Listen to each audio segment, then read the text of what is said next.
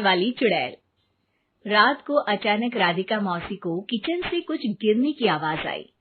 उन्होंने बाहर निकल के देखा तो किचन में उन्हें कोई सफेद साड़ी में दिखा। वो चीख पड़ी, हे भगवान, आलतू जलाल तू आई भला को टाल तू, आलतू जलाल तू आई भला को टाल तू। राधिका मौसी को चीखते सुनकर श्रवण बाहर आता है भागते हुए। अरे माँ, क्या हुआ? क्या देख लिया? दादी माँ आ गई क्या सपने में? अरे बेटा, रसोड़े में देख तो कौन है? श्रवण रसोड़ी में झांक कर देखता है और उसे कोई नहीं दिखता अंदर। अब रसोड़ी में तो कोई नहीं है माँ। कोई सफेद साड़ी में नहीं है क्या? नहीं माँ, कोई भी नहीं है। चिल्लम चिल्ली की आवाज सुनकर काजल भी वहां आ जाती है। अब क्या हो गया माँ जी? अरे बेटा, रसोड़े में एक चुड़ैल थी सफेद साड़ी में। अरे क्या कर रही थी वो अंदर? अरे बताया नहीं, कल आएगी ना तो पूछ लूंगी। चुड़ैल जी, आपका क्या प्लान है? माँ जी, रात बहुत हो गई है, आपने कोई बुरा सपना देखा होगा, चलिए सो जाइए। राधिका मौसी सोने तो चली जाती है पर उनको रात भर नींद ही नहीं आती। वो कुछ भी उलझुल बातें सोचने लगती है। कहीं चुड़ैल की वजह से तो घर में टेंशन नहीं हो रहा, कहीं उसी की वजह से तो वो दादी नहीं बन पा रही।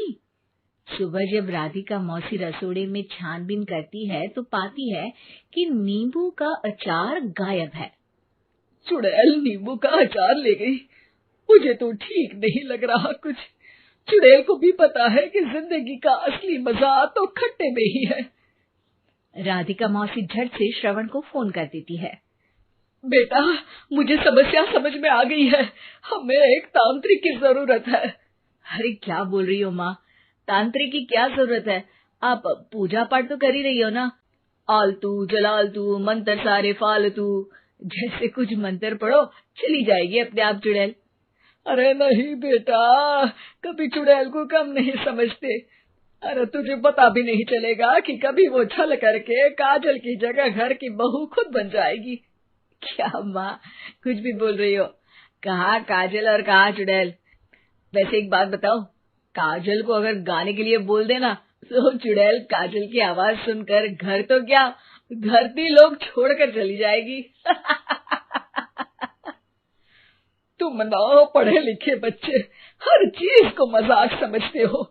तुम रहने दो, मैं खुद ही तांत्रिक को बुला लेती हूँ। अच्छा सुन, शाम को इमली लेके आना। क्या है कि चटनी खाए बहुत दिन हो गए है ना? नहीं माँ, इमली तांत्रिक से ही मंगवा लो ना, आटा वगैरह भी उसी से पिसवा लेना। देखो मुझे काम करना है। श्रवण रात को कई तरह की सब्जियों के साथ माँ के कहने पे चटनी के लिए इमली भी ले आया था, लेकिन राधिका मौसी के दिमाग में अलग ही फिल्म चल रही थी। उन्हें अब सिर्फ शक ही नहीं यकीन होने लगा था कि शायद चुड़ैल ने श्रवण पर अपना जाल बिछा दिया था, जिस वजह से श्रवण उनकी बात ही नहीं मान रहा था। पर कोई नहीं, आने वाली रात में राधिका मौसी खुद तैयार हो गई चुड़ैल को पकड़ने के लिए। रुद्राक्ष की माला, तुलसी का पत्ता, हनुमान चालीसा सब हाथ के पास ही था, बस चुड़ैल का इंतजार था। और जैसा राधिका मौसी ने सोचा था वैसा ही हुआ। वो चुड़ैल उस रात भी आई, पर वो राधिका मौसी से तेज निकली और राधिका मौसी के उससे पकड़ने के पहले ही वो भाग खड़ी हुई। जरूर बहू पे साया है उस चुड़ैल का, तभी तो श्रवण के कमरे में गई है। और अगली सुबह राधिका मौसी पिछली रात हुए हमले में किन चीजों का नुकसान हुआ उसका हिसाब लगा रही थी। उनके खेमे से एक आम के अचार की शीशी भी गायब हो चुकी थी और वो इमली भी जो कल श्रवण लेकर आया था।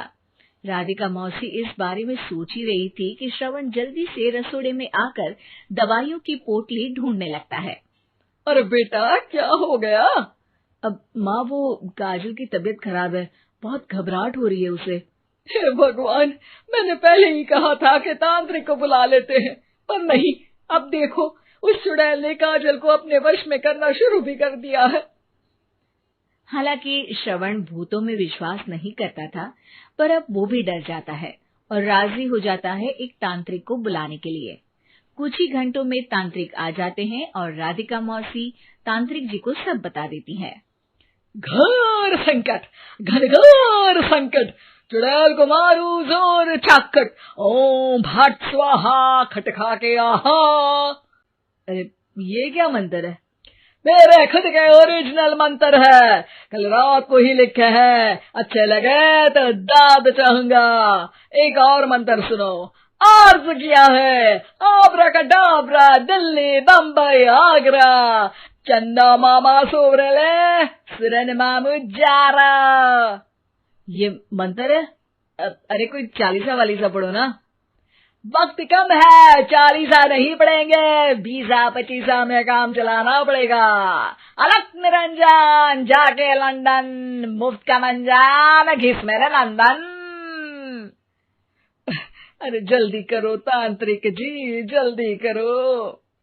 तांत्रिक अपने उल झलूल मंत्र पढ़ने लगता है। श्रवण को तांत्रिक पे शक होता है। वो अपने एक डॉक्टर दोस्त को कॉल कर देता है ताकि कोई अनहोनी हो तो इमरजेंसी में चीजें मैनेज हो जाए। तांत्रिक धुनी रमाता है, जिसकी वजह से कमरे में काफी धुआं हो जाता है और जिसकी वजह से बहू की घबराहट बढ़ जाती है।